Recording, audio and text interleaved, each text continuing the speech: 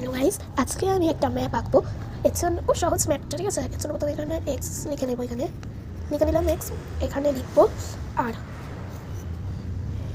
আর এখানটায় লিখবো free free, এখানটায় লিখবো ই। এটাকে লিখে নিয়েছি এক্স আর ভি আর ই।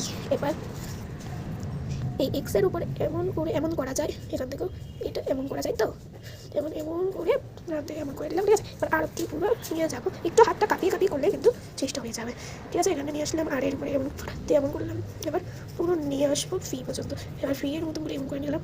তো এখানে একটু বলে যেন পরে ঠিক করছি, এমন করে এমন শুধু বলবেন, পুরো এমন করে দেখেন, এটার সাথে এটা করে এমন দেখেন হয়ে গেছে। এখানটা একটু বলে যাবেন, আমি মুছে ঠিক করে হ্যাঁ করে দিয়েছি। দেখেন এবার এই অক্ষরগুলো আমি মুছে নিচ্ছি।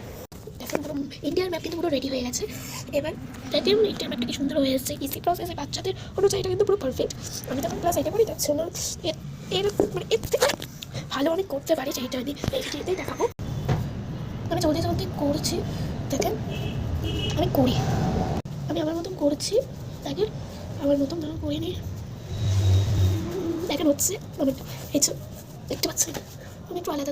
দেখেন আমার মাত্রা হয়েই গেছে, আর একটু বাকি আছে। আমি ছোটো করেই দেখাচ্ছি, আর আমি এখানে বেশি স্পেস নেই।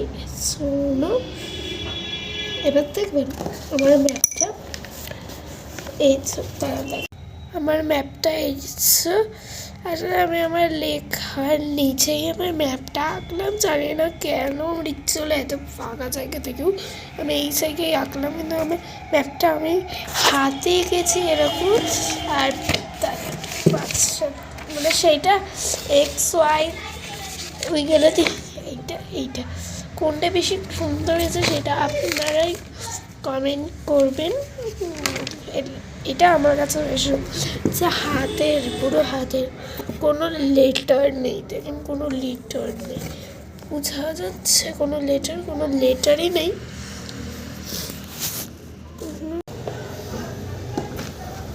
আমি এবার এইটা আমি কালকে আমার কম্পিটিশান আছে প্রজাতন্ত্র দিবস বলে, কালকে আমি এই আঁকাটা করবো।